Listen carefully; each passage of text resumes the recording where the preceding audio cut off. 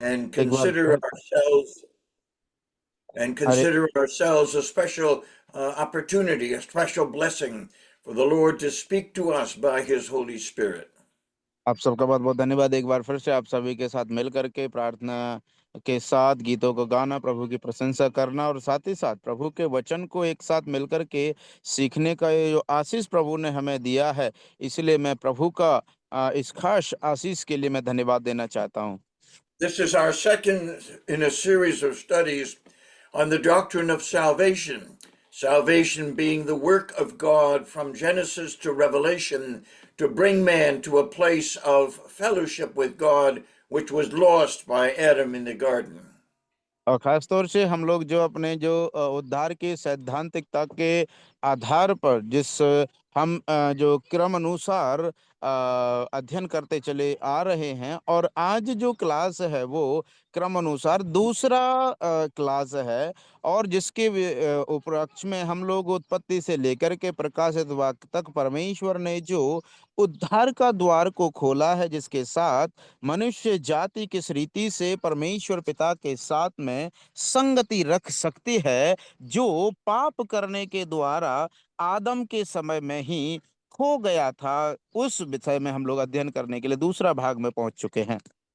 In order to summarize the whole amazing work of God to bring men out of sin into fellowship with Him, we look at the scriptures from the standpoint of three different questions. और इस बात को जो है संक्षिप्त रूप में टिप्पणी करने के लिए, बात समझने के लिए, हम प्रभु के वचन में तीन संक्षिप्त सवाल जो जिसके आधारित हम इस बात को समझ सकते हैं, वचन के अनुसार तीन सवाल खड़े होते हैं। And the three questions are these: what happened when Adam sinned, taking us back to the Garden of Eden? The second question is what happened when Christ died, realizing that the work of the cross was accomplished when the Lord Jesus said, "It is finished." And the third question is what happened when I believe the gospel of the Lord Jesus Christ? सो वो तीन सवाल इस प्रकार से हैं। सबसे पहला सवाल, क्या हुआ जब आदम ने पाप किया?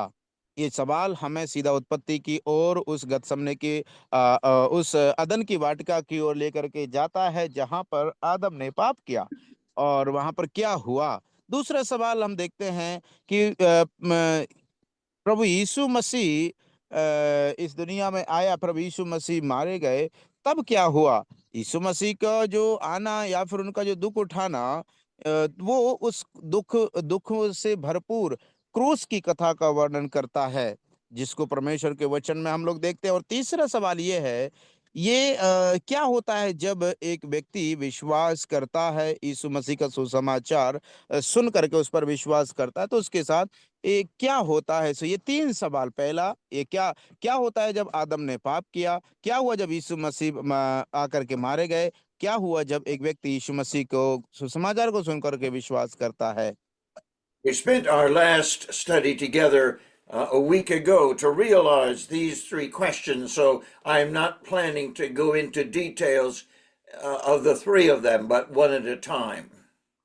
और इसलिए क्योंकि हमने इस पहले हफ्ता में इन तीनों सवालों पर ऊपर हमने गहन अध्ययन विस्तार रूप से कर चुके हैं, इसलिए मैं इस प्रकार से इच्छुक नहीं हूं कि एक एक करके हम गहराई में जाकर के उसको समझें, क्योंकि हमने पिछली बार समझ लिया है, इसलिए एक ही साथ इन तीनों सवालों को मैंने आपके सम्मुख रखा।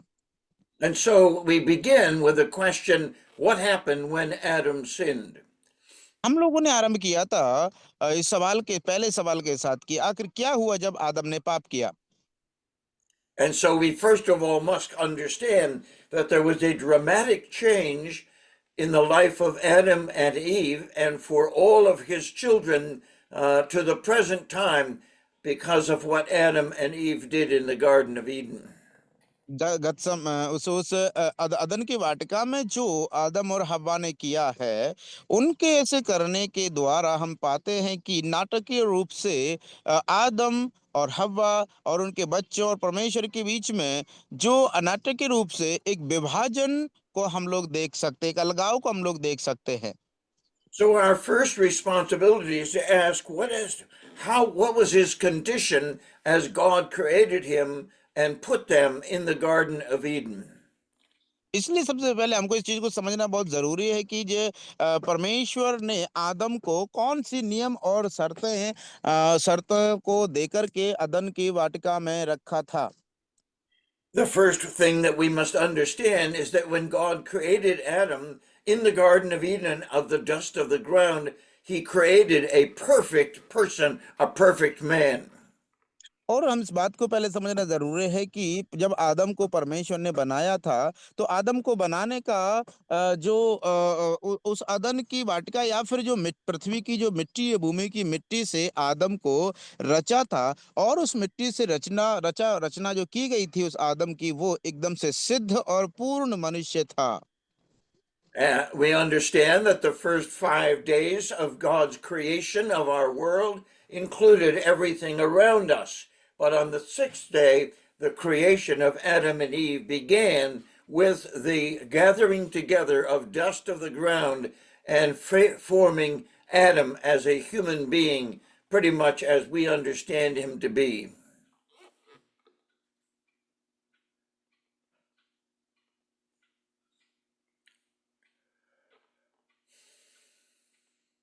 हेलो इनोस, आवाज आ रहा है मेरा? यस, आ रहा है आ रहा है। ओके। और इसलिए हम लोग देखते हैं कि sir, could you please repeat one second because there was a network lapsation. I couldn't get the whole sentence. I'm sorry. We must understand that when God had created everything around what we call our world, then on the sixth day, he chose to take the dirt, the dust of the ground, and create the man called Adam. और इस बात को हमको समझना बहुत ही जरूरी है क्योंकि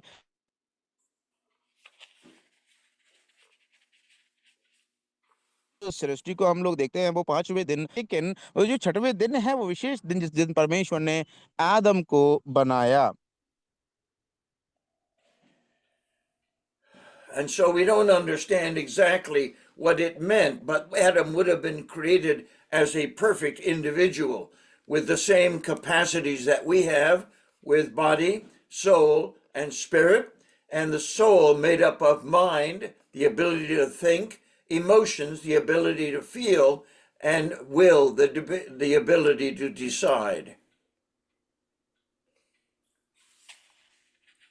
Understand the word perfect, we do not mean that Adam was God. He was God-like in the sense that God said, let us create man in our own image. And so Adam was created from the dust of the ground, but God, in the person of Christ, had existed for all eternity and only came to be in a visible human form at the birth of the Lord Jesus Christ in the Gospel of Luke, chapter 2.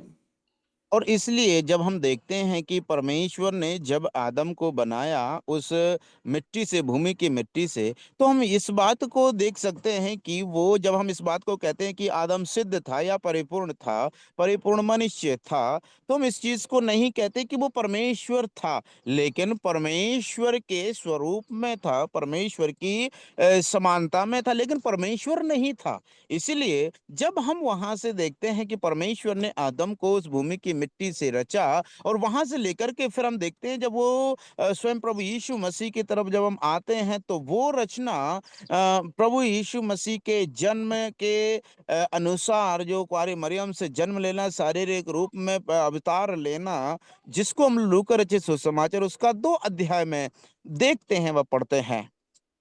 The second condition of Adam, as he was created by God, was that he was spiritually clothed, which would help us understand that perhaps a measure of the Shekinah glory of God Himself covered the body of Adam and ultimately of Eve as well. और इसलिए दूसरा हम लोग शर्त को यहाँ पर देख सकते हैं कि आदम और हव्वा का जो शरीर है, जो परमेश्वर की सकीना ग्लोरी है, सकीना ग्लोरी है जिसकी महिमा ने ही उनको आदम और हव्वा के जो शरीरों को जो इस प्रकार से कवर करके रखा हुआ था। We don't have a clear indication of exactly what that clothing was, but to the best of our knowledge, we can understand that the presence of God in and around Adam and Eve would have provided a spiritual clothing that would not let them understand their body or their nakedness. और परमेश्वर के वचन में साफ तरीके से इस बात का निर्देश नहीं दिया गया है, ना ही उस प्रभु के वचन में कोई भी ऐसा कहीं लिखा गया है कि वास्तविक रूप में आदम और हव्वा के कपड़े कौन से थे, व कौन से वो अपने शरीर को छिपाने के लिए कौन से कपड़े का इस्तेमाल करते थे। लेकिन अधिकाधिक अंदाजा लगाया जा सकता है कि शायद हो सकता है कि प्रभु की महिमा ने ही उन आदम और हव्वा के शरीरों को अपनी महिमा से ढक रखा था। इसीलिए उनको उनके शरीरों का जो उघाड़ापन है व नंगापन है, उनको दृश्य नहीं था, और ना ही उन्हें शर्म लगती थी या लज्जा लगती थी कि वो या निर्वस्त्र हैं। That's the third characteristic of Adam in his original creation, is that he had the opportunity and the capacity through his body, soul, and spirit to have intimate communication with God, because God himself, without a body, still had a soul and was a spirit. और देखिए दूसरा कारण यह है कि परमेश्वर जो, यद्यपि उस समय में उनके पास कोई शरीर नहीं था, लेकिन आत्मिक रूप से वह आत्मा की सामर्थ्य तो थी उनके पास। We can add to that picture of the soul of man and realize that that was the characteristic that was a identifiable likeness to God himself, with mind, the ability to think, emotion, the capacity to feel, and will, the capacity to decide. और इसलिए हम लोग जो है तीन बातों को हम लोग देख मनुष्य के अंदर समानता को देख सकते हैं कि मनुष्य के पास शरीर तो था, लेकिन आत्मिक रूप से हम देखें तो परमेश्वर के पास शरीर तो नहीं, वरन आत्मिक रूप से आदम और परमेश्वर समान थे। क्योंकि जो तीन बातें जो वहां पर इसमें निर्भर होती हैं, पहला कि मनुष्य को जो है सोचने का और अनुभव करने का और निर्णय लेने का, ये जो भावनाएं दी गई थी, वो क्षमता दी गई थी, वो परमेश्वर की समानता को दर्शाता है आत्मिक रूप से। And so when God says, let us make man after our image, we realize that the signature of God upon Adam, as upon other parts of God's creation, was the threefold aspect of his nature and character, as well as the opportunities to function in the fellowship of God, who also had perfect mind, divine mind, eternal mind, emotions, and the will of God. इसलिए हम लोग देखते हैं कि जब परमेश्वर ने इस प्रकार से कहा कि आइए हम मनुष्य को अपने स्वरूप और अपनी समानता में बनाएं, तो वो परमेश्वर की जो हस्ताक्षर हैं मनुष्य के जीवन में हम लोग देख सकते हैं। वो जो निर्णय ले सकता है, सोच सकता है, अनुभव कर सकता है, और इस प्रकार से हम लोग देख सकते हैं कि वो तीन तरह से उसके जीवन में प्रभु का जो हस्तक्षेप या हस्ताक्षर को हम लोग देख सकते हैं मनुष्य की सिद्धता में और परिपूर्णता में, जब प्रभु कहते हैं कि आओ हम मनुष्यों को बनाएं। The fourth characteristic of Adam, as God created him, is the fact that he was innocent. He had no knowledge of sin, he had no experience of sin, he was not conscious of sin, and so he had an innocence that is characteristic only of Adam, not of Christ and not of us as human beings. और इसलिए हम देखते हैं चौथी विशेषता वो ये है कि जब परमेश्वर ने आदम को बनाया, तो वहां पर हम लोग देखते हैं कि आदम के जो स्वभाव में वहां पर किसी और का हस्तक्षेप नहीं था, मसीह का नहीं था या किसी और का नहीं था, वरन जो भी वो सोचता था करता था, ये सब कुछ आदम का ही स्वभाव को हम लोग देख सकते हैं। And then, of course, we realize and understand that there is a huge transaction and difference when sin came into the world in the condition and character and nature of Adam and Eve. इसलिए जब मेरे प्यारे अजीजों, जब हम देखते हैं प्रभु के वचन में कि जब पाप जगत में आया, तब हम लोग देखते हैं कि वहां पर एक बहुत बड़ा परिवर्तन को व बहुत बड़े परिवर्तन को हम लोग देख सकते हैं। Fifthly, we understand that Adam and Eve were alive. When God created Adam, made him of the dust of the ground, and then he breathed into his nostrils the breath of life, and man became, rather than just being dust, he became a living creature. And that life is manifested by the body, soul, and spirit. और इसलिए हम लोग देखते हैं पांचवी बात यह है कि आदम जो है वो एक जीवित प्राणी बन गया था। जब परमेश्वर ने आदम को भूमि की मिट्टी से सृजा व रचा, तब हम लोग देख सकते हैं कि आदम फिर जीवित प्राणी बन जाता है, जो आत्मा शरीर प्राण में परमेश्वर की उस महिमा का साक्षात प्रकटीकरण था। We have to try to understand and realize that the words that are used to describe God and to describe man are very different. And so when we speak of Adam and Eve being alive, we refer to him being alive physically, that is, in his body, and spiritually.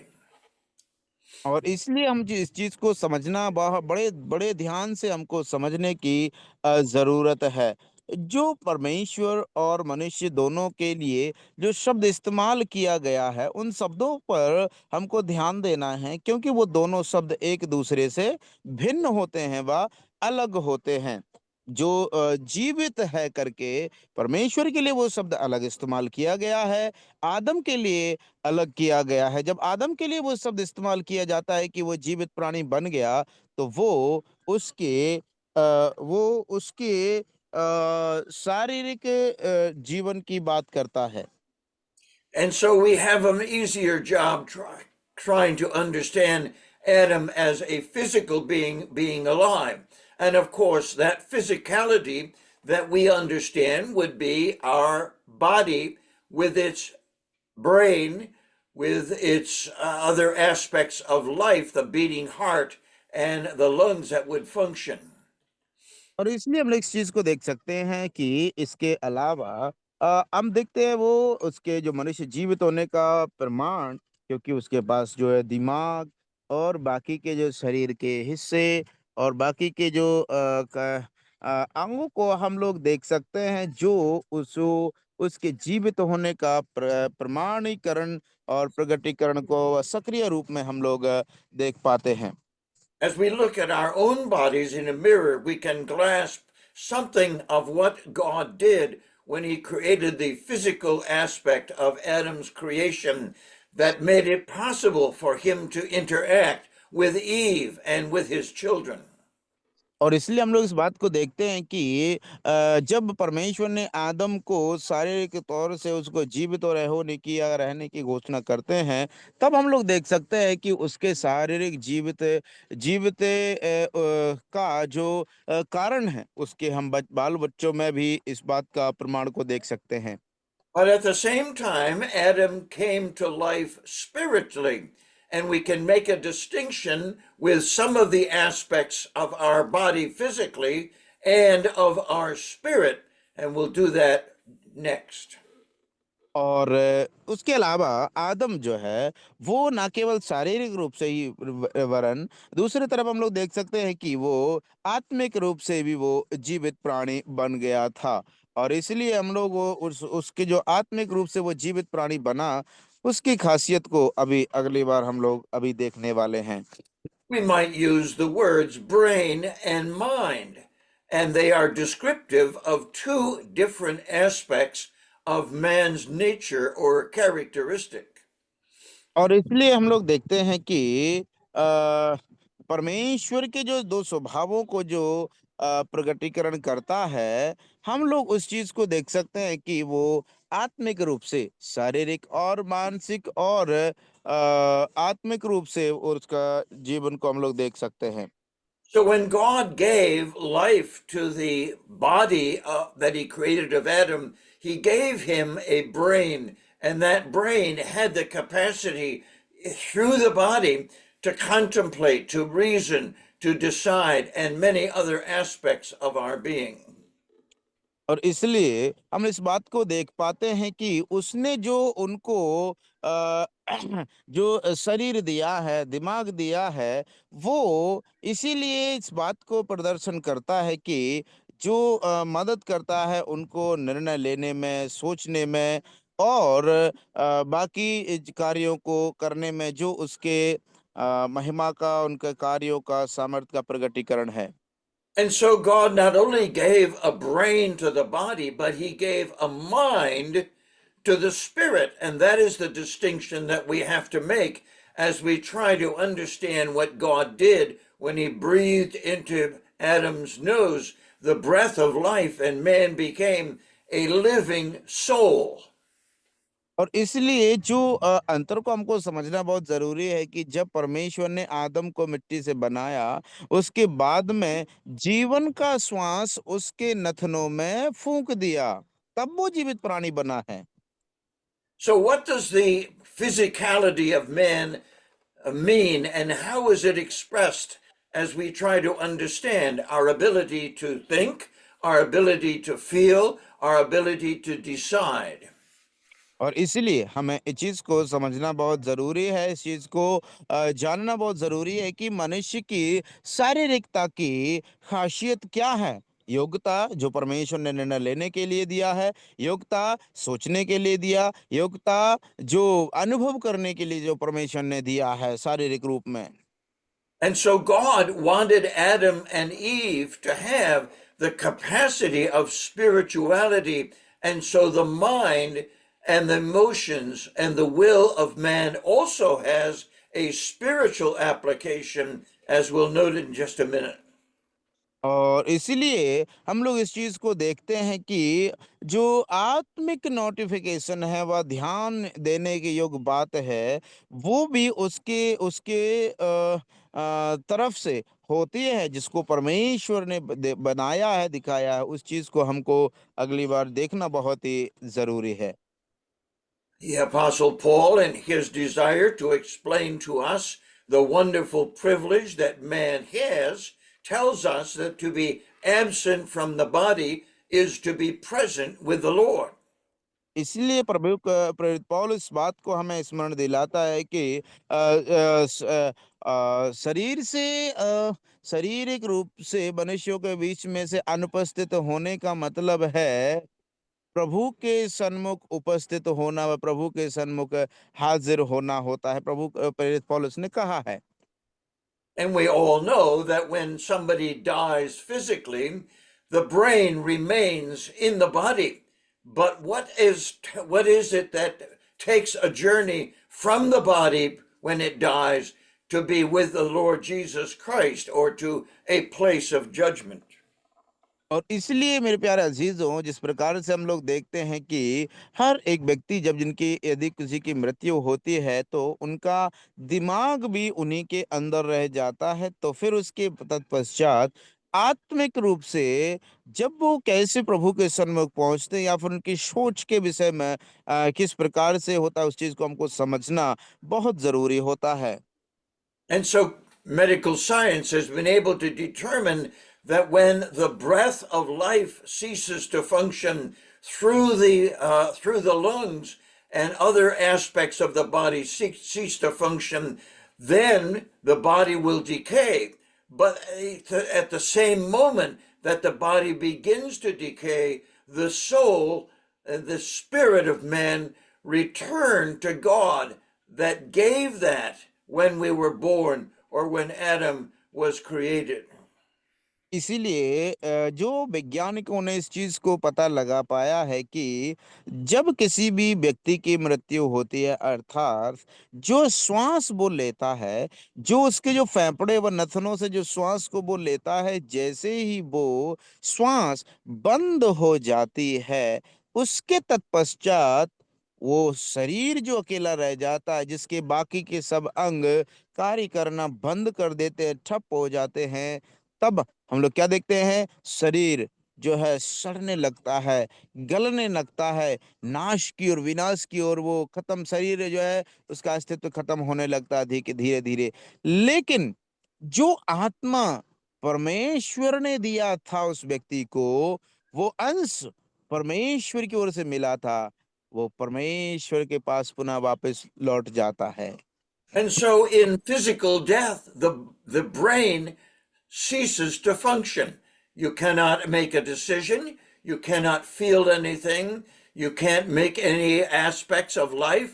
And so the body remains in death, but the soul, that is the mind, emotions, and will, continue in a spiritual sense and leave the body and become resident with the Lord Jesus Christ for those who believe the gospel.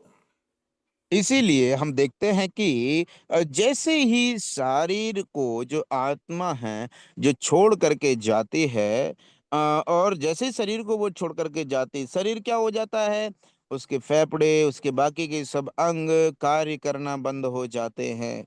And इसीलिए so शरीर में ये जो मन तो है ना, और दिमाग तो है, लेकिन वो कार्य करना बंद हो जाता है। उसका शरीर कुछ भी फील नहीं कर सकता है और ना ही कोई निर्णय ले सकता है। लेकिन आत्मिक रूप से व आत्मा के स्वरूप में वो जो परमेश्वर के इस सन्मुख वो अंश पहुंच जाता है, वो सोच सकता है, फील करता है, और इतना ही नहीं, वरन वो निर्णय भी लेने की क्षमता रखता है। And so we affirm dogmatically that when God created Adam, he created a human being which had the capacity of physical things such as the brain and various other capacities and abilities that made him different from Eve and from every other person that God would produce through Adam's progeny. और इसलिए हम इस बात को देखते हैं मेरे प्यारे अजीजों कि जब परमेश्वर ने आदम को बनाया, तो आदम को परमेश्वर ने इसलिए वो एक दूसरे से भिन्न रखा है, क्योंकि उसके अंदर परमेश्वर ने दिमाग, सोचने की क्षमता, निर्णय लेने की क्षमता, व्यवहार करने की क्षमता इत्यादि जो योग्यताएं परमेश्वर ने दिया, वो एक दूसरे से भिन्न और एक दूसरे से अलग है। यद्यपि उसके द्वारा जो उत्पन्न हुई संतानें हैं, उनमें भी पूर्णता हम भिन्नता को देख सकते हैं। And so we can understand that Adam was perfect. He was spiritually clothed. He had intimate communication with God. He was innocent. He was alive spiritually and physically. And number six, he was pleasing to God in every respect. और इसलिए मेरे प्यारे अजीजों, हम लोग देखते हैं कि आदम को परमेश्वर ने मिट्टी से बनाया। वो शारीरिक और आत्मिक रूप से जीवित प्राणी बना। वो उसके अंदर क्षमता, योग्यताएं थी निर्णय लेने की, सोचने की, अनुभव करने की। और इसके अलावा हम लोग देख सकते हैं कि वो परमेश्वर के महिमा के द्वारा ही उसे जो कपड़े, उसके जो कपड़े थे, उनको वस्त्र को पहना हुआ था। और साथ ही साथ हम लोग देखते हैं कि वो परमेश्वर के स्वरूप में भी वो बनाया गया था। आत्मिक रूप से वो जीवित प्राणी और शारीरिक रूप से भी जीवित प्राणी वो बना था। And you can see as you review the second chapter of Genesis that each day after the Lord Jesus, after the Lord created all that he was going to create, he said it was good. It was good. It was good. In fact, only after he created Adam and created Eve did he say it is very good. और मेरे प्यारे अजीजों, जैसे कि हम लोग देखते हैं जब 2 अध्याय में आते हैं, परमेश्वर जो सब सृष्टि कर रहे थे, रचना कर रहे थे, और जब वो पूरा दिन काम करने के बाद जब शाम होती थी, जब परमेश्वर उसको देखते थे तो कहते थे ये तो बहुत अच्छा है, ये तो अच्छा है। लेकिन जब परमेश्वर ने आदम और हव्वा को बनाया, क्या उन्होंने इस प्रकार से कहा कि ये तो बहुत ही अच्छा है? And so we can conclude that God, in creating Adam and Eve, created a being primarily for his own enjoyment and the opportunity of fellowship with God, God with man in the person of Adam and Eve, becomes for the first time in the world's history an amazing creative genius of God making man to please God. और इसलिए मेरे प्यारे अजीजों, हम इस बात को देख सकते हैं कि परमेश्वर ने जब आदम को रचा तो उसका प्राथमिक उद्देश्य था कि वो परमेश्वर के साथ, उनके प्रभु के साथ में वो संगति व सहभागिता रखने पाए। इसलिए मनुष्य को ये बहुत बड़ा अवसर और मौका मिल गया कि परमेश्वर ने जिस सृष्टि को रचाया है, वो उस अपने सृष्टिकर्ता को प्रसन्नता का कारण बनने पाए। To the best of our knowledge, as we reason out what took place in Genesis, we can come to a conclusion that God ordered a probationary period for Adam, and in fact, not only for Adam, but also for the angelic creatures that God also created and placed in the garden in various responsibilities. और इसलिए मेरे प्यारे अजीजों, इतना ही नहीं कि जब परमेश्वर ने आदम को रचाया था, और इसलिए समय के अनुसार समकालीन अवस्था में हम लोग देख सकते हैं कि परमेश्वर ने जो कार्य और जिम्मेदारियां उनको सौंपी थी, खासतौर से जो स्वर्गीय जो सृष्टि है, उनको भी जो जिम्मेदारियां परमेश्वर ने सौंपी सौंपी थी, वो समकालीन हम लोग देख सकते हैं। We don't understand, we cannot completely grasp the idea of the probation that was true for Adam and Eve, but we can understand that both the angelic host and Adam and Eve had a probationary period, and that period ended with the sin of Satan, recorded in Isaiah chapter 14 and Ezekiel chapter 28, and the probation of Adam and Eve. We have no idea how long that probationary period lasted. और इसलिए मेरे प्यारे अजीजों, परमेश्वर के द्वारा बनाई गई जो व्यवस्था है, उसको हम लोग देखते हैं कि वो इस समकालीन था। और इतना ही नहीं मनुष्यों के लिए, लेकिन स्वर्गदूतों के लिए, बस स्वर्गदूत जो परमेश्वर ने जो स्वर्गीय सेना को सृष्टि किया है, उनके लिए हम लोग देखते हैं कि समकालीन था। लेकिन आदम के लिए परमेश्वर ने, हम नहीं इस बात को जानते हैं कि कितना समय तत्पश्चात व कितने समय के बाद, और ये जो मौका, ये जो प्रोविजंस हैं, परमेश्वर की ओर से व्यवस्था बनाई गई व तैयारी की गई हैं, उनका कब कितने समय तक ये रहा, हमको इसके बारे में कोई जानकारी ठोस सबूत के साथ नहीं मिलता। I'm not particularly interested in the probationary period for the angels, but I do think that we can understand that if Adam and Eve had not sinned, they would have continued in holiness, in perfection, in spiritual clothing, in intimate communion with God, without any interruption, without any discouragement or failure on the part of Adam and Eve. और इसलिए मेरे प्यारे अजीजों, हम इस चीज को देख सकते हैं कि अगर मान के चलो, ये जो समकालीन जो समय का अंतराल की बात की गई है, उसको हम कदापि इस बात से अनुभव नहीं कर पाते। मान के चलो, यदि आदम और हव्वा पाप ना करते तो क्या होता? आदम और हव्वा पाप ना करने की दशा में परमेश्वर के साथ नजदीकी रिश्ते के बनाए रखते रहते हुए, प्रभु के साथ संगति रखते हुए, प्रभु के साथ सहभागिता रखते हुए अपने जीवन को बिता रहे होते। But Adam was given a probation in only one area of the Garden of Eden, and that is regarding the tree of the knowledge of good and evil. खासतौर से हम लोग इस चीज को देख सकते हैं कि आदम को परमेश्वर के द्वारा एक ही क्षेत्र में जो है उसको रोक करके रखा गया था। खास तौर से वो वृक्ष का फल जो अच्छे भले और बुरे ज्ञान के वृक्ष का फल था। God was very clear to Adam and Eve that everything in the garden was for his enjoyment, and he could partake of the fruit of any and all of the trees, with the exception of the tree of the knowledge and good and evil. और इसलिए हम इस चीज को समझते हैं कि जो आदम को परमेश्वर ने सारी स्वतंत्रता दी थी कि तुम सब वाटिका के सभी वृक्षों के फलों को बिना खटके खा सकता है, सिवाय एक वृक्ष का जो भले और बुरे ज्ञान का फल था, वृक्ष था, उसके फल को तू कदापि ना खाना।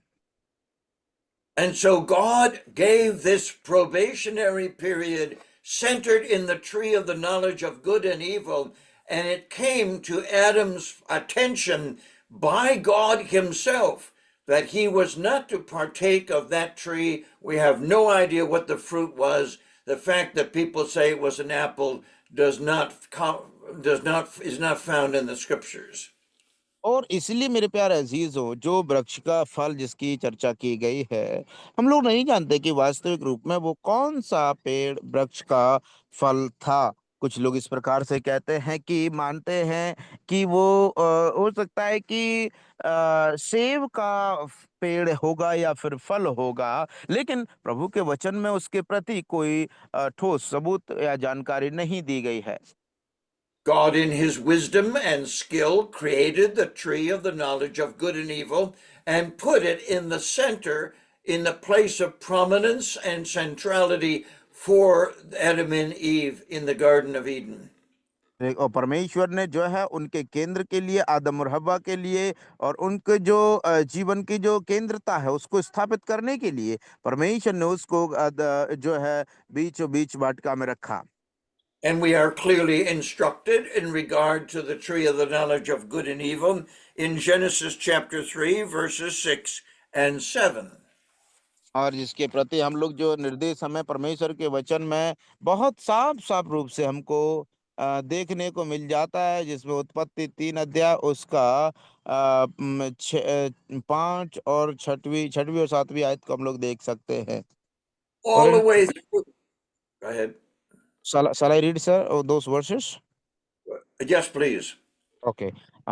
उत्पत्ति उसका 3 का 5 6 7। वरन परमेश्वर आप जानता है कि जिस दिन तुम उसका फल खाओगे उसी दिन तुम्हारी आंखें खुल जाएंगी और तुम भले बुरे का ज्ञान पाकर परमेश्वर के तुल्य हो जाओगे। अतः जब स्त्री ने देखा कि उस वृक्ष का फल खाने में अच्छा और देखने में मनभाव और बुद्धि देने के लिए चाहने योग्य है, तब उसने उसमें से तोड़कर खाया और अपने पति को भी दिया जो उसके साथ था, और उसने भी खाया। For God knows that the day you eat it, your eyes will be opened and you will be like God, knowing good and evil. When the woman saw that the tree was good for food, and that it was a delight to the eyes, and that the tree was desirable to make one wise, she took some of its fruit and ate it. Then she also gave some to her husband, who was with her, and he ate it. Verse 7. वचन 7। तब उन दोनों की आंखें खुल गईं और उनको मालूम हुआ कि वे नंगे हैं, इसलिए उन्होंने अंजीर के पत्ते जोड़ जोड़ कर लंगोट बना लिए। The eyes of both of them were opened, and they knew that they were naked. They sewed fig leaves together and made covering for themselves. Okay, so we understand from these 3 verses the significance for Adam and Eve and for God that the man and the woman that he had created had disobeyed specifically the command of God regarding this particular fruit. और जब इन तीनों वचनों में जो हम लोगों ने अभी पढ़ा, 3 अध्याय 5, 6, 7, तो हम लोग इस बात को खास तौर से देख सकते हैं कि आदम और हव्वा ने किस रूप से, किस तरह से परमेश्वर की आज्ञा जो खास तौर से उन्होंने दी थी कि तुम उस फल को, उस वृक्ष के फल को तुम ना खाना। हम देखते हैं इस अध्याय में, इस इन वचनों में, कि उन्होंने परमेश्वर की उसी आज्ञा को उल्लंघन किया और परमेश्वर की आज्ञा का उल्लंघन करके पाप में गिर गए। Again, we don't know how long this probationary period was, but we know that it came to an end when Adam and Eve partook of the fruit of the tree of the knowledge of good and evil. और इसलिए इस चीज को हम लोग नहीं जानते कि ये जो समय कब तक चला होगा कि परमेश्वर उनकी व्यवस्था को करे, उनकी जरूरतों को दे। लेकिन इस बात को हम लोग ऐसा समझ सकते हैं कि ये शायद उनके पाप करने के समय तक ही, सिर्फ पाप करने तक ही चला, उसके बाद फिर वो खत्म हो गया होगा। Verse 6 is very clear that Eve partook of the tree first and then gave it to Adam, and Adam partook of it as well. और वचन छठवां इस बात को बिल्कुल साफ साफ रूप से कह रहा है। देखते हैं यहाँ पर लिखा हुआ है कि सबसे पहले हव्वा ने उस फल को खाया और उसका स्वाद चखा, उसके बाद फिर उसने अपने पति आदम को दिया और उसने भी खा लिया। As this particular event took place, and the New Testament takes great concern to record for us exactly what the result was, not only in Adam, but for the world and for everybody on the face of this globe were affected by Adam's sin. और इसलिए मेरे प्यारे अजीजों, इस बात को हम लोग देखते हैं, जैसे उन्होंने ऐसा किया है, इसका परिणाम क्या मिला, इसका परिणाम किन किन को भुगतना पड़ा, हम इस चीज को देख सकते हैं, जिससे हम अनजान नहीं है। क्योंकि इतना ही नहीं, वरन आदम के साथ साथ बाकी के जो मनुष्य जाति उनके द्वारा आने वाली है, वो स्वभाव ही से पापी बन गए। And what another point that we learn from verse 6 is that there were three characteristics of this fruit that was attractive to Eve, and I assume to Adam as well, that the tree was good for food and that it was beautiful to the eyes, and partaking of it would make someone wise. और इसलिए इस पेड़ की इसकी खासियतों को हम लोग 3 बातों को देख सकते हैं। वो जो कि आँखों के लिए मनभावना था, दूसरा और चाहने के योग्य था, और बुद्धि देने के लिए, और खाने में अच्छा, देखने में मनभाव, बुद्धि देने के योग्य था। इसलिए उस वृक्ष हम लोग 3 खासियतों को देख सकते हैं, और उन्होंने उसका प्रलोभन में पड़ करके परमेश्वर की आज्ञा का उल्लंघन This किया। is this is one of the first of the triads or three things linked together that are brought out in the scripture that help us understand that this is God's signature on his creation, that the tree of the knowledge of good and evil was fruit that was good for your mind, it was good for your emotions, and it was good for your will, and therefore it was attractive to Adam and to Eve because it was good for their food. It was a beautiful fruit, and partaking of it had an effect of wisdom on the two persons. और इसलिए मेरे प्यारे अजीजों, हम प्रभु के वचन में देखते हैं कि ये जो त्रिएकता की बात है ना, वो यहीं से प्रभु के वचन में प्रारंभ होती है, जो एक दूसरे से संबंधित रहती है और जुड़ी हुई रहती है। हम लोग देखते हैं कि प्रभु का वचन जो जो पेड़ के वृक्ष के विषय में यहाँ पर जो कहा गया है, उसके फल के विषय में, जो कि पहला हम लोग देखते हैं कि वो देखने में बहुत ही मनभाव है, खाने में बहुत ही स्वादिष्ट है, अच्छा है। और तीसरा हम लोग देखते हैं कि वो बुद्धि के देने के में चाहने के योग्य है, बुद्धिमान बनाने के लिए चाहने के योग्य है। सो हम लोग देखते हैं इस फल की, यही परमेश्वर की व्यवस्था की ये खासियत को, त्रिएकता को जो एक दूसरे से कनेक्ट और जुड़ती हैं, हम लोग देख सकते हैं कि वो फल जो है खाने के लिए चाहने योग्य था, देखने में मनभाव था, बुद्धि देने के लिए वो योग्य था। And now we need to take a few minutes and see what happened when Adam sinned and the effect not only upon Adam and Eve, but also upon every other person that lives upon the face of the earth, including the Lord Jesus Christ with his sacrifice for the sin of Adam and Eve. और इसलिए मेरे प्यारे अजीजों हमें इस चीज को समझना बहुत ही आवश्यक है कि आदम ने जब पाप किया, आदम और हव्वा ने जैसे ही पाप किया, तो उसका परिणाम क्या हुआ? न केवल आदम हव्वा को ही, वरन सारे मनुष्य जाति को उसका परिणाम ये भुगतना पड़ा कि सब के सब पापी हो गए। The classic explanation by the Apostle Paul in the book of Romans, chapter 5 and verse 12, needs to be in our attention as God explains in the doctrine of salvation the importance of what happened to Adam when he sinned. Romans 5, verse 12. और इसलिए मेरे प्यारे अजीज जो वास्तविक रूप में जो classic उदाहरण को हम लोग देख सकते हैं, प्रेरित पौलुस जो रोमियो की पत्री उसका 5 अध्याय और उसकी 12वीं आयत में हम लोग जिस चीज को देख पाते हैं कि वहां पर वो किस प्रकार से उस बात के विषय में कहता है। रोमियो उसका 5 अध्याय उसकी 12वीं आयत, इसीलिए जैसा एक मनुष्य के द्वारा पाप जगत में आया और पाप के द्वारा मृत्यु आई, और इसी रीति से मृत्यु सब मनुष्यों में फैल गई क्योंकि सब ने पाप किया। So then, as through one man sin entered into the world, in this way death entered through sin, and then death spread to all people because all sinned. And so we understand from Paul's explanation that the profound meaning of Adam and Eve partaking of the tree of the knowledge of good and evil had an amazing effect upon every baby that was ever born in the world, with the exception of Jesus Christ. और मेरे प्यारे अजीजों, इसलिए हम देखते हैं आदम और हव्वा ने जैसे ही उस फल को फल को खाया, हम लोग देखते हैं उसका परिणाम उनके ऊपर ही नहीं, वरन आने वाले समय में, आने वाली पीढ़ियों में जो भी बच्चे पैदा होते हैं या होंगे, वो सब के सब प्रभु यीशु मसीह को चाह रखने वाले व प्रभु यीशु मसीह के द्वारा ही बचाए जा सकते हैं। वो जो एक विशेष खासियत वहां पर घटना घटित होती है।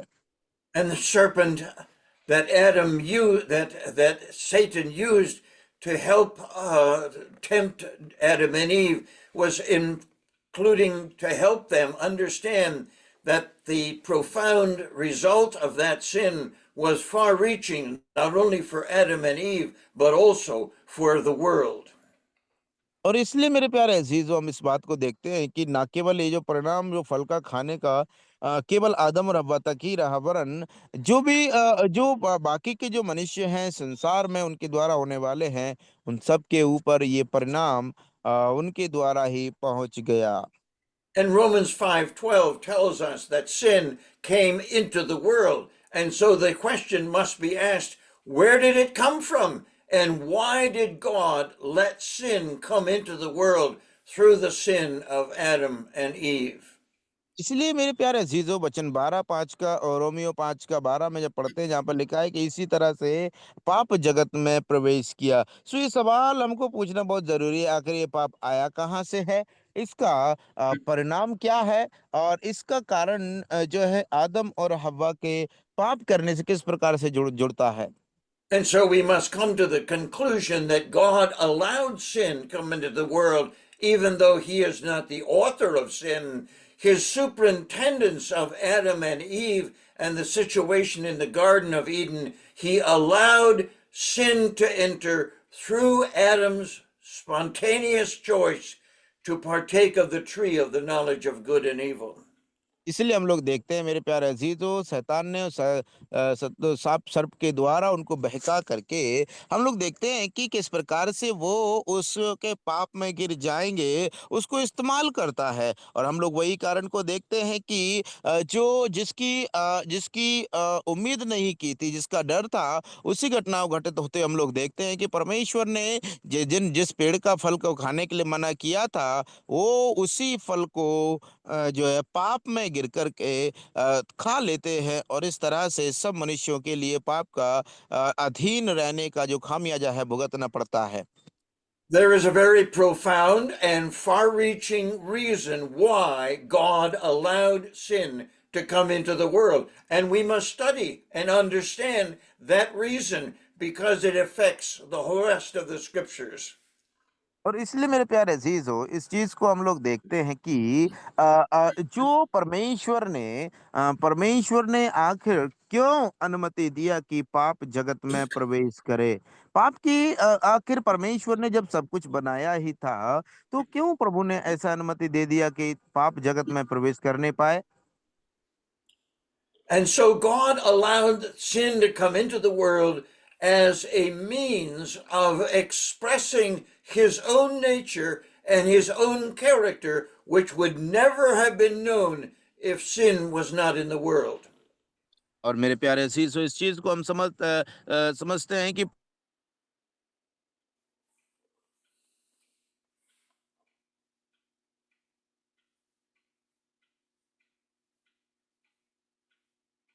पाप जगत में जाए ताकि वह वास्तविक रूप में परमेश्वर करने के लिए ही हम लोग देखते हैं कि पाप जगत में आया। इसलिए अगर पाप जगत में ना आता तो हम लोग कैसे आखिर उसमें प्रवेश कर पाते और परमेश्वर से की पहचान में बढ़ पाते। आखिर कैसे होता है। If God had not allowed sin to come into the world, the condition of man would have remained eternally with his perfection, with his spiritual clothing, with his intimate, his innocency, his life physically and spiritually, and be pleasing to God.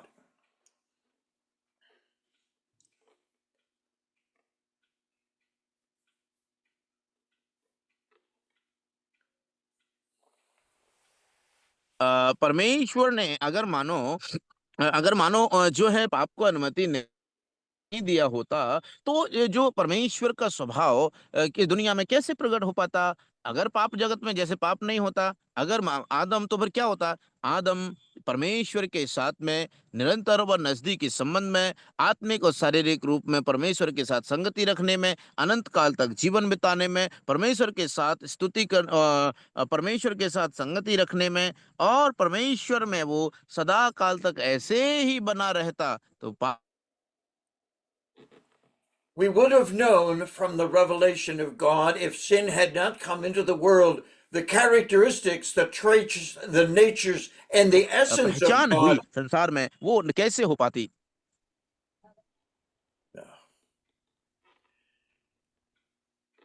This is very confusing. परमेश्वर के जो अंश को देख सकते हैं। If God had not allowed sin to come into the world, we would not have known a half of God's character, his nature, and his essence. Only because sin came into the world do we now know his love, his grace, his mercy, his kindness, his goodness, and all of these other attributes that are manifested because sin came into the world.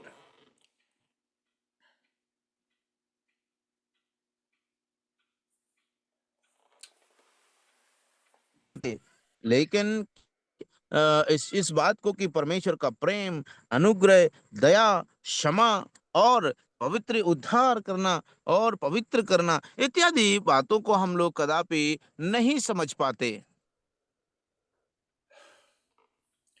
And so God allowed sin to come into the world in order that we might know his love, his grace, his mercy, his kindness, his substitution, and so many other aspects of his nature and essence that allow us to see God as he really is.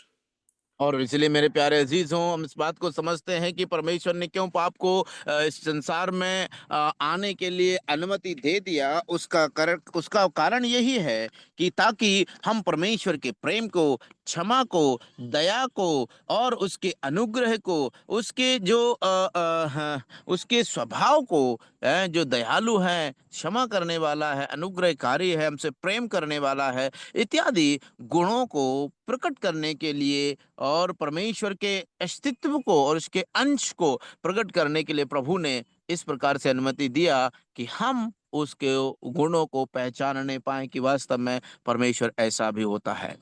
We will leave the word death as it's described in Romans 5:12 until another time, but we can look at some of the other aspects of God's judgment against Adam and Eve. और मृत्यु को छोड़कर के हम उसको अगले अगली सभा में देखने का प्रयास करेंगे। लेकिन बाकी के जो दृष्टिकोण से हम लोग देखेंगे कि परमेश्वर ने किस प्रकार से आदम का जो सजा दिया, उसको दंडित किया है, उसको हम लोग देखेंगे। As best we can understand, that Adam and Eve began to experience a shame that they didn't have before because they were not aware that they were naked before sin came into the world, but the eyes of their mind and the eyes of their body were open so that they could see the nakedness that was there, and they responded by sewing fig leaves to cover themselves. और इसलिए मेरे प्यारे अजीजों, इस बात को हम लोग देखते हैं कि परमेश्वर ने जब जैसे ही उन्होंने पाप किया, आदम और हव्वा ने पाप किया, उसका परिणाम स्वरूप होता क्या है? उसका परिणाम स्वरूप उनकी आत्मिक शारीरिक आंखें जैसे ही खुल जाती हैं, वो एक दूसरे को देख करके, अपने आप को देख करके पहचान पाते हैं कि वो तो नंगे हैं, निर्वस्त्र हैं। इसलिए वो अंजीर के पत्तों की तरफ दौड़ते हैं और उनसे अपने शरीरों के लिए जो है ढकने के लिए अंगरखे बनाने का प्रयास करते हैं। And so, chapter 3 of Genesis and verse 7 and helps us understand that their physical eyes were opened, their spiritual eyes were opened, and they realized that they both were naked, and they began to cover themselves as best they could. और इसलिए मेरे प्यारे जब हम वचन उत्पत्ति 3 का 7 में जहाँ पर पढ़ते हैं, जहाँ पर हम लोग देखा कि इसलिए जैसे उन्होंने ऐसा किया तो उनकी शारीरिक और आत्मिक दोनों आंखें खुल जाती हैं, और जब वो अपने आप में आते हैं, देखते हैं, तो पाते हैं कि वो नंगे हैं, निर्वस्त्र हैं। इसीलिए वो अपने आप की उस नग्नता को, निर्वस्त्रता को ढकने के लिए, उस लज्जा को ढकने के लिए क्या करते हैं? अंजीर के पेड़ों को, अंजीर के पेड़ के पत्तों को वो तोड़ करके लंगोट बनाने लगते हैं और छिप जाते हैं। उनके जीवन में डर, भय आ जाता है। Thirdly, God separated himself from Adam and Eve by driving them out of the garden. And that is a major understanding of what God did, not only for Adam and Eve, but for every other person. And it affected the work of the Lord Jesus Christ on the cross as he cried out, my God, why have you forsaken me?" और इसलिए हम लोग तीसरी बात को देख सकते हैं कि परमेश्वर ने आदम और हव्वा से स्वयं को अलग कर लिया और उस अदन की वाटिका से उनको बाहर भेजने के द्वारा इस बात का प्रकटीकरण दर्शाता है, इस बात को दर्शाता है कि परमेश्वर ने किस प्रकार से उन्हें वहां से छोड़ दिया व त्याग दिया, क्योंकि उन्होंने पाप किया था। जो इस बात को यीशु मसीह के वाणी को, जिसको क्रूस पर उन्होंने इस प्रकार से कराते हुए कहा कि हे पिता, तूने मुझे क्यों छोड़ दिया? The third and fourth aspects of their punishment was that Adam and Eve became sinners by the act of sinning, and we must make it very, very clear that Adam and Eve were special and unique in that respect, that they became sinners by the act of partaking of the tree, which was sin.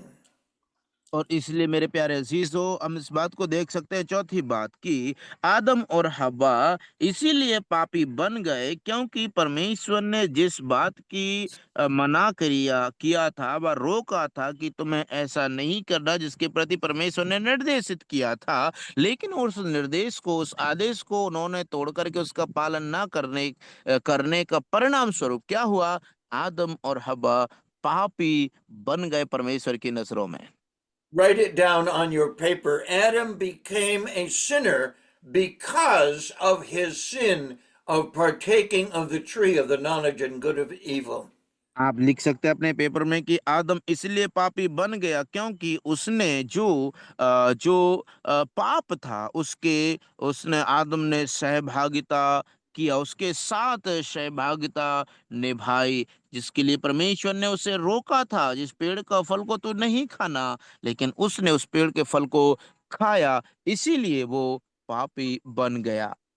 That divine principle is only true for Adam and Eve. It is not true for us and for the many generations of men and women and boys and girls who commit acts of sin. और इसलिए ये जो सिद्धांत है केवल आदम के लिए ही लागू होता है, बाकी जो स्त्री और पुरुष जो पाप करते हैं, उनके लिए ये जो सिद्धांत है वो लागू नहीं होता है।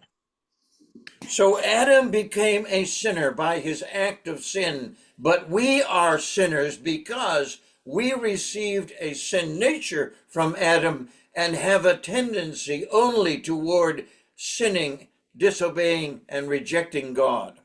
इसलिए समझने की बहुत जरूरी है कि आदम तो पाप का कृत्य उसने किया है, वो काम करने के द्वारा, वो गलती को करने के द्वारा वो पापी बन गया। लेकिन हमारे साथ ऐसा नहीं है। हम इसीलिए पापी हैं क्योंकि हमने आदम के द्वारा उस पापी स्वभाव को जो खून के द्वारा या फिर उस स्वभाव को प्राप्त किया है। काय के द्वारा?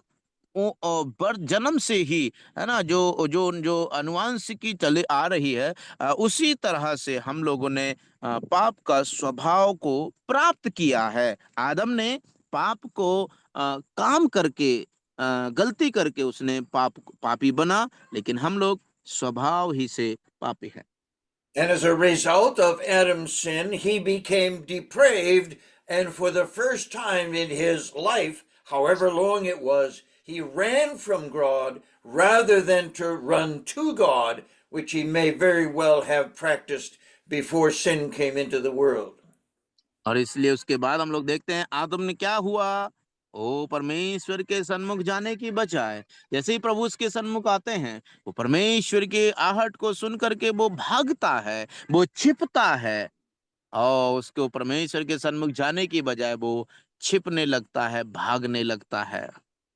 And so we've only begun to understand what happened when Adam sinned, but we realize the fundamental principle was that the sin of Adam has affected every person born on the face of the earth, including the Lord Jesus Christ, who was made sin for us in order that we might be saved. और इसलिए हम लोगों ने सिर्फ जो स्वभाव को ही, आदम का जो पहला सवाल है कि क्या हुआ जब आदम ने पाप किया, उसको हम लोगों ने समझना प्रारंभ ही किया है, जो उसके गुणों को और स्वयं प्रभु यीशु मसीह के उस उद्देश्य को, परमेश्वर के उन स्वभावों को प्रकट करता है, जिसको हम लोग अभी समझने का प्रयास ही किया है। You need to write down those results of sin: shame, spiritually naked, separated from God, a sinner by an act of sin, and then we will look at death in another study. और इसलिए उन उन बातों को आप लोग लिख सकते हैं। जब आदम ने पाप किया तो क्या हुआ? सबसे पहला शर्म, दूसरा वो नंगा निर्वस्त्र हुए, तीसरा वो उनके अंदर भय आया, चौथा परमेश्वर की संगति से, वो परमेश्वर की आहट से वो भागने लगे, और जो आखिरी वाला है, जो और जो बहुत महत्वपूर्ण बात है, वो मृत्यु है। उसको प्रभु ने चाहा तो हम लोग आने वाले समय में उसको सीखेंगे। A moment of prayer. आइए प्रार्थना करेंगे। Father, we're thankful to you for the wonderful story of Adam's sin. And though we wish it wasn't true, we thank you that you have revealed to us all that we need to know about Adam's sin.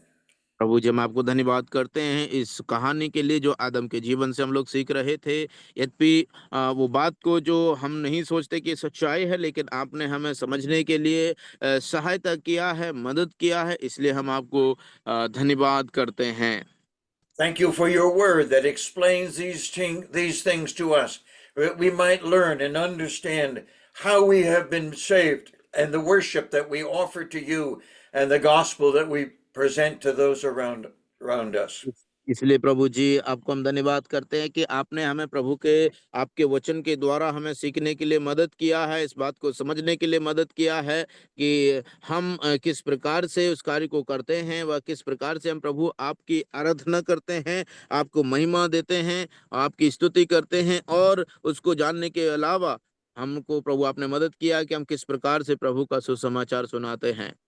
We rejoice in our Savior, we rejoice in our salvation, and give thanks through Jesus Christ our Lord. Amen. और इसलिए प्रभु जी हम आपको धन्यवाद करते हैं हमारे उद्धारकर्ता परमेश्वर के लिए। हम आनंदित हैं और प्रभु में आनंदित होते हैं क्योंकि उन्होंने हमारे लिए ये कार्य किया है। इसलिए हम आपको धन्यवाद प्रभु यीशु मसीह के नाम में देते हैं। आमीन। Thank you very much.